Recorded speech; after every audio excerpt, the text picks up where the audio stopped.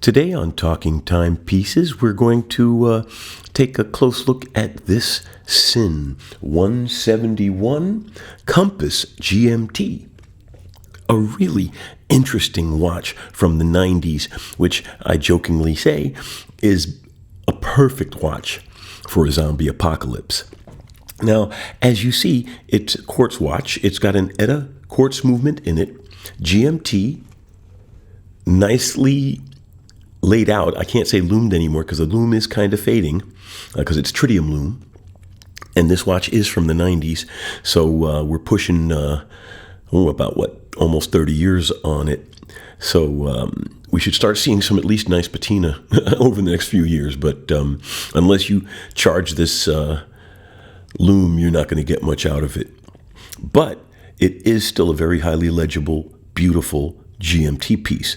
And the nice twist about this is one of the reasons they call it the compass is you move this toggle and the face slides out of the way and you have a compass, a real compass, a functional one that you can use with a map. You can lay it on a map and read the map through the compass.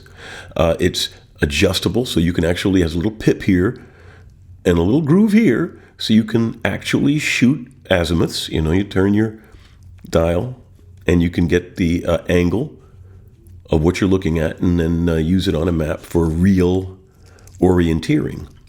Let's get a closer look at that. I want you to be able to see through it.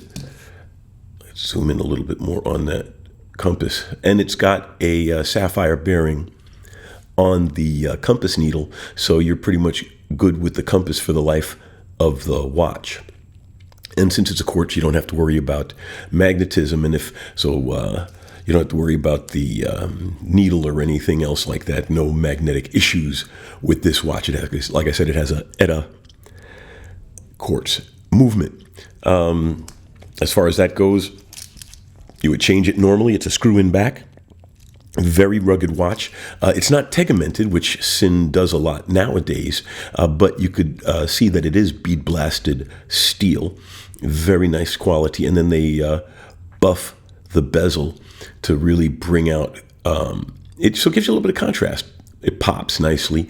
And of course, it's a 24-hour dial. It's not an adjustable 24-hour dial, but frankly, that would add to potential vulnerabilities in the watch. And this is meant to be first and foremost a field watch. GMT, compass, rugged. It's only 14 millimeters thick, but that's why they went with a quartz, so they could get away with a thinner movement. And it is 42 millimeters in diameter. Let's take a look at what it looks like on the wrist. I would normally put it on the time grapher, but we don't have to worry about it. Wearing my IWC Antoine Saint-Exupéry, another nice GMT, very classic piece. They only made 1,188 of these. You should check out the review of that piece. So here we are. Let's put it on the wrist. I really like the bracelet on this. Sinn has always managed to get high quality, even though they're stamped and rolled 9 times out of 10 from this era. They are very supple. They don't snatch hairs. They're very well made. And in this case, it's not really a diving extension. It's more like an elastic extension to allow you to basically wear it on almost anything. And it still has a deployant buckle. All right, it's all stamped metal, but it's all rugged, good quality stuff. Throw it on the wrist. Open that back up again. Make sure I have it right side up because it does have a uniform layout because of the hinge. It is well designed in that sense, but you can also accidentally put it on upside down. So we got it on.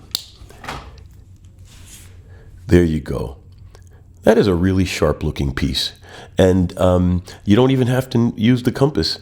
It's got a nice wrist presence, and because of its stacked appearance, it doesn't appear that bulbous or blocky. It just looks interesting, like, I wonder, that's an interesting crown.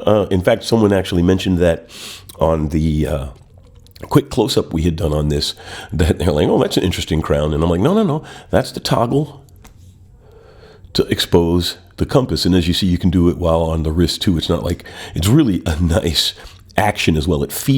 Everything feels solid. It feels like you're opening and closing the door on a German car. So that was the Sinn Compass, a really interesting and survivalist watch. I hope you enjoyed the episode. Thanks a lot for watching.